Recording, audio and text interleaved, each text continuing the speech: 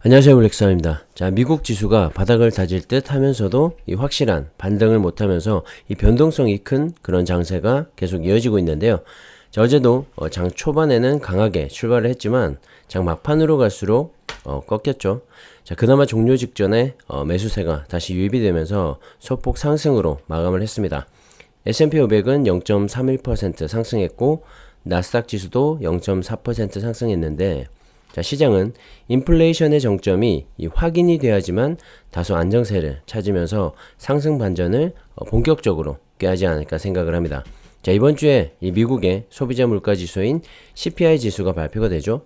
10일 날 발표가 되는데, 자, 이번 CPI 지표가 정말 중요한 것이 인플레이션이 이 정점을 찍고 내려오고 있느냐 아니냐를 판가름해 볼 수 있는 그런 시점이기 때문입니다. 자, 주가는 이미 큰 폭으로 조정을 받고 있죠. 자, 연준의 50bp 금리 인상과 이 양적 긴축의 여파가 이미 반영이 되었다고 생각을 하고요.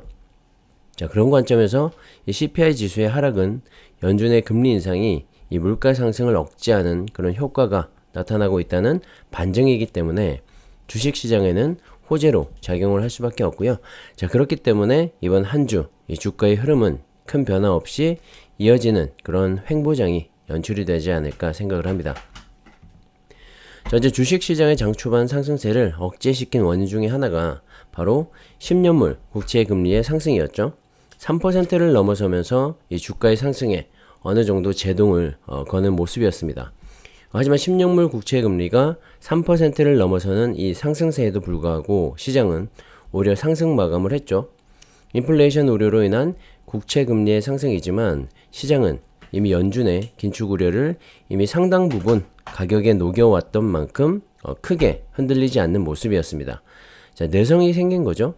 예전 같으면 이 국채 금리 3% 돌파라고 하면 시장은 아마도 뒤집어졌을 겁니다. 하지만 높은 인플레이션에 대한 이 시장의 이해도와 함께 자, 금리 인상은 단행이 되고 있고, 자, 시장이 예상하는 수준의 정책들을 연준이 또 실행을 하고 있고 발표도 하고 있기 때문에 어떻게 보면 시장과 어느 정도 소통을 하면서 가고 있다고 봐도 되겠죠.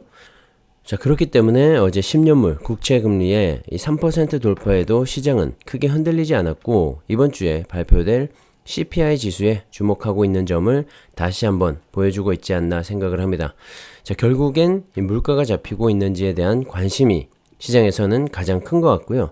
자, 그런 관점에서 본다면 또 CPI 지수의 하락폭이 예상보다 크게 나온다면 시장의 급반등을 기대해봐도 좋지 않을까 생각을 합니다.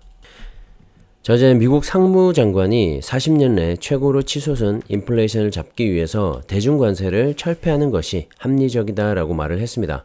자, 지난번에 이 바이든 대통령이 이 대중관세 철폐에 대해서 한 차례 언급이 있었는데 구체적으로 실무진들의 협의가 이루어지고 있는 게 아닌가 생각을 합니다. 자, 결국에 이 모든 초점은 물가 안정에 있는 거고요.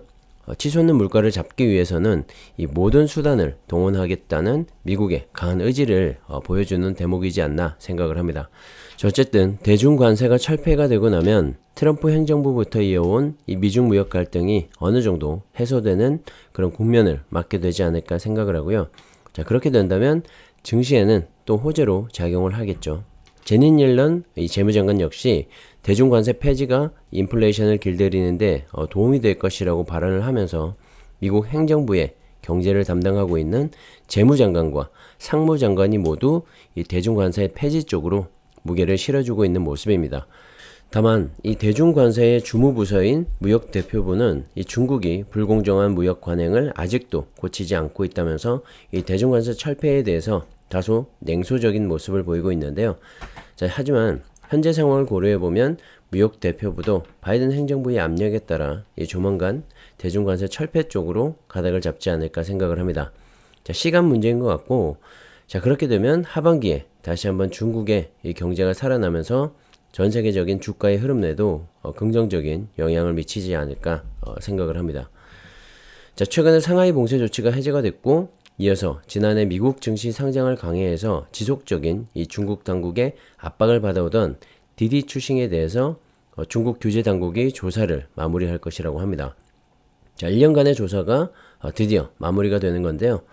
지난 2020년 말부터 중국은 이 빅테크 기업에 대해서 반독점부터 데이터 보호까지 여러 가지 규제를 강화해 왔었죠. 하지만 최근 몇 달간의 상하이 봉쇄 조치로 인해서 경제적으로 큰 타격을 입게 되면서 그동안 강화해왔던 규제를 완화할 것으로 보입니다.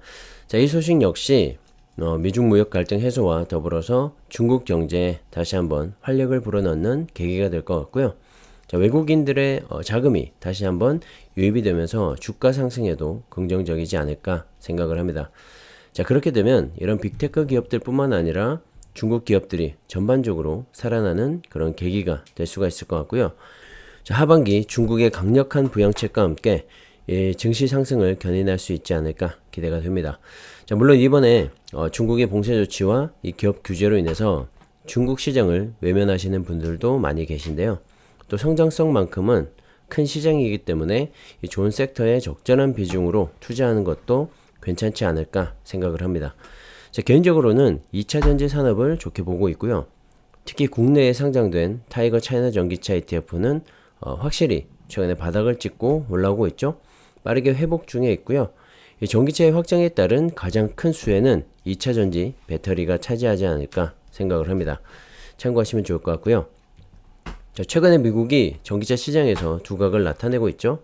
자, 국내 배터리 3사와 이 합작사를 통해서 미국 내 배터리 생산에 박차를 가하고 있는데, 현재 전기차 시장 1위의 중국 역시 이 미래 전기차 시장에서 이 패권을 잡기 위해서 부단한 노력을 하고 있습니다. 자, 지난해 12월 기준으로 이 중국의 자동차 시장에서 중국 브랜드의 점유율은 46.9%에 달했는데요. 자, 독일의 19%와 일본의 18.5%, 그리고 미국의 11.4%와 한국의 2.6%를 압도하는 수준이죠. 자, 이런 상황에서도 중국은 이 미래 전기차 시장에서만큼은 내연 기관차 때와는 다른 그런 모습을 보여주기 위해서 이 자동차 산업을 더 키우고 있는데요. 지난 1일부터 올해 말까지 이 자동차 취득세율을 기존 10%에서 5%로 낮추기로 했고, 상하이 등 일부 대도시에서는 제한했던 번호판 등록 대수를 늘리기로 하는 등 전기차 점유율 확대를 주력으로 이 판매량을 늘려가고 있습니다. 특히 전기차 시장에서 이 경쟁력이 어느 정도 자리를 잡았다고 판단하고 지원 규모를 줄여가고 있는 중이었는데요. 자, 올해까지만 이 전기차 보조금이 지급이 될 예정이었죠. 내년부터 폐지가 되는데 최근에 이 보조금 지원을 연장하기로 방침을 정했다고 합니다. 최근에 미국이 신규 배터리 공장을 공격적으로 건설하고 있고, 이 배터리 공급망을 강화하고 있죠.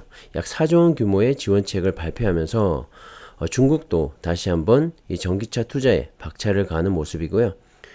최근에 봉쇄령으로 인한 이 경제적 손실을 전기차 산업을 중심으로 타개하려는 그런 의도도 엿보이기 때문에 앞으로 중국의 전기차 산업의 성장과 더불어서 2차 전지 배터리 산업 역시 탄탄한 중국의 내수 시장을 바탕으로 글로벌 시장으로의 확장과 함께 더 커나가지 않을까 생각을 합니다. 최근에 차이나 전기차 ETF가 큰 반등을 보인 것도 이러한 배경이 있는 것 같고요. 자, 저가에 수량을 늘려오신 분들이라면 계좌를 빠르게 회복하고 있지 않을까 생각을 합니다.